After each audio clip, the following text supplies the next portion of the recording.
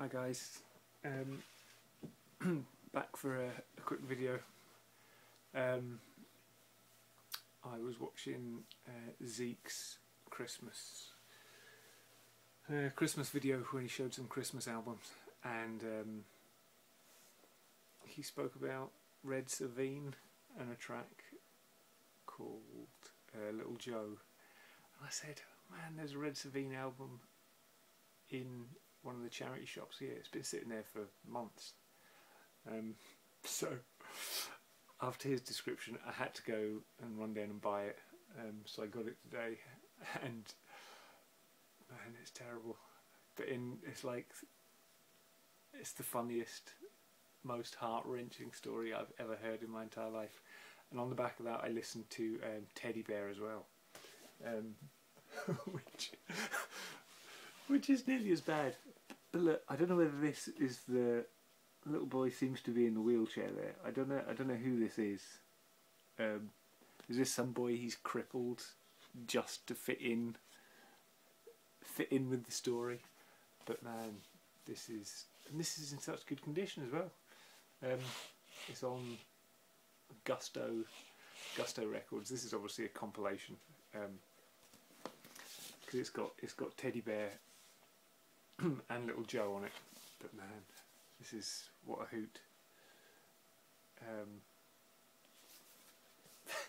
I'm gonna have to play my wife out when she gets home. And another thing that was sitting in there with it, that's been sitting there for ages as well, is this, which is a 12-inch single by Billy Preston and Cyrita. And I keep thinking about buying this, but I've never done it. And then I thought, if I'm buying Red Sovine, I might as well buy this. I don't know why I've never bought it. And then when I got it home, it's actually on cool, like, brown,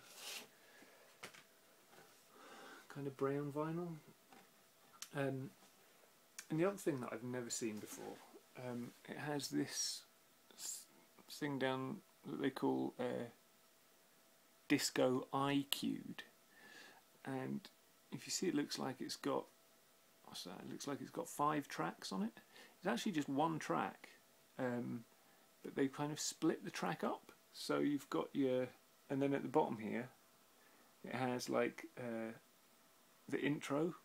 So you've got the intro, then it's got a vocal bit, a break, the refrain, and then an instrumental. So if you just wanted to play part of the track, or it would be easy to cue to the section you want, which I think is a really cool idea. I've never seen anything like that before. So yeah, I don't know why this has been sitting there. It's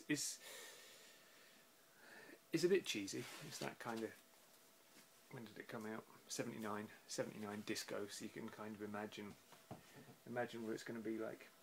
But as far as Christmas stuff goes, I don't have a huge deal of stuff. He showed this one, which I think probably everybody has. It's probably is it the best Christmas album of all time? Certainly of popular ones. I think it was originally released on Apple in the UK. This is on Phil Spector International. I think there is an Apple version as well, which I'd probably like to get at some point. But yeah, everything on this is good. You can't go wrong with that as a Christmas album. This is something that I've had, but I've never actually listened to yet. It's in my ever-growing inbox. But it's Christmas, which is Agnetha and Linda,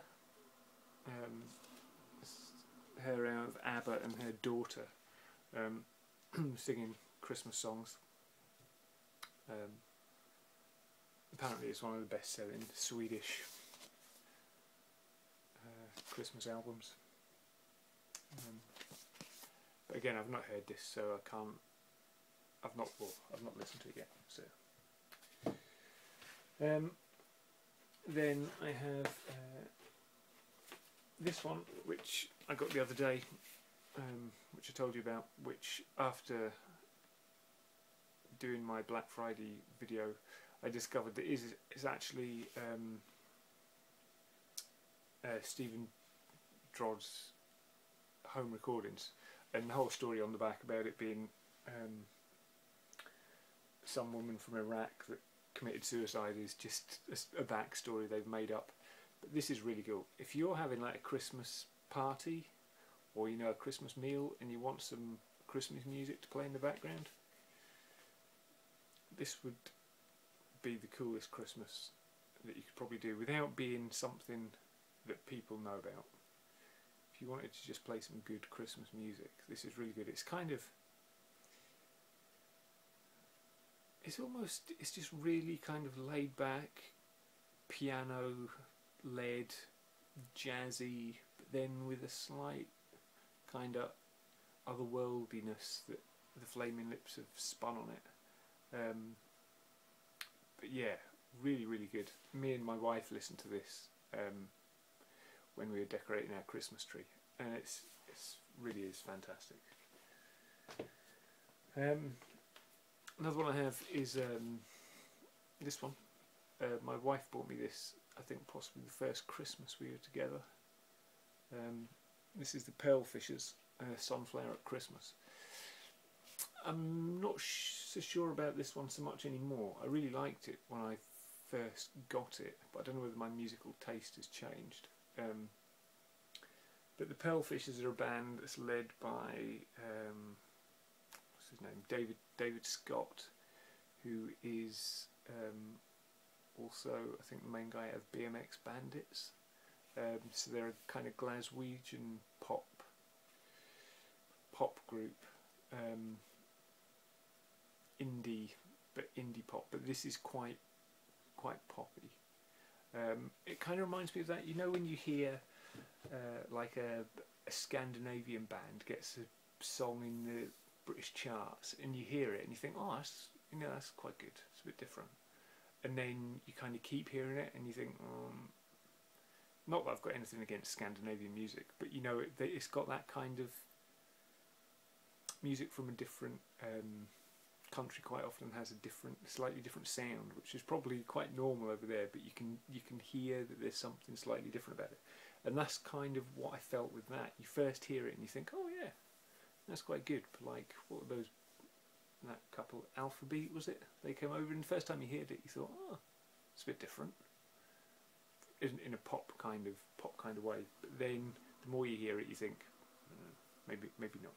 So that's the kind of feeling I had with that. And finally, what is possibly one of my best Christmas records, and Fred will be a fan of this one, and he'll probably know now, seeing that picture, who it is. This is Jean-Pierre Massiere, or Massiera, and this is, pardon the pronunciation, Bonne Année, which is a kind of really, really funky Christmas. Jean-Pierre Massiere produced a lot of Serge Gainsbourg's stuff. And this is a single that came out a few years ago, 2008, on Finders Keepers. Yeah, so it's just a 7-inch. But man, this is really good, really kind of funky stuff. So that's all the Christmas stuff I've got. The other things that I'm going to show are just a kind of random. These two albums, again Fred actually, these are two albums by Kevin Cormack, who was one half of the half cousin. He has two more records I've kind of been lent to listen to, and this one is him and Kevin Cormack and Mattie Fowler. This is really good. It's very similar kind of sound. It's got that kind of I felt it was somewhere between the kind of Damon Albarn when he does his instrumental stuff, you know, those kind of little instrumental bits that you would get in like a Blur album or one of his solo stuff, and Boards of Canada. So it's got that kind of really good melody, but also the kind of ambient electronic stuff. And this is on a small label called Spillage Fate. And again, another one of Kevin's albums. This one is Harry Dearness.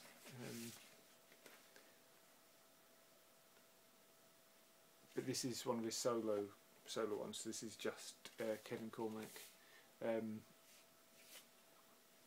Again, this is great. I'm a fan of his stuff anyway. And this one came with a little booklet here as well, which is numbered 31 of 60. But I don't know whether that's just a booklet that's limited to 60 or the actual record as well. But these are things that I definitely like to get hold of. This is purely Kevin's music, but also with samples that he's taken from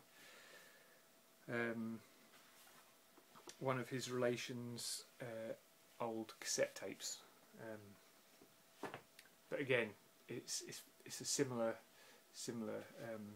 but probably more electronic based, ambient, but very good again. So hopefully I'll get them. But like I said, I've just been lent them at the moment. And the other thing that I've got, when I was looking through my inbox that I found, which I kind of didn't realise I had, is this album by Split Enz called True Colours, but this is a Canadian pressing, and the reason I'm showing this is because I didn't realise I had anything that was laser etched with the vinyl. I didn't realise. I was just looking for things to clean, and I saw that. And first of all, it was just in a bundle of stuff that I'd bought. I didn't realise I had a Canadian pressing of it, but also it's got that kind of really cool laser etched. Apparently, this is the first record to have it. You can see if you can get it, the reflection up close.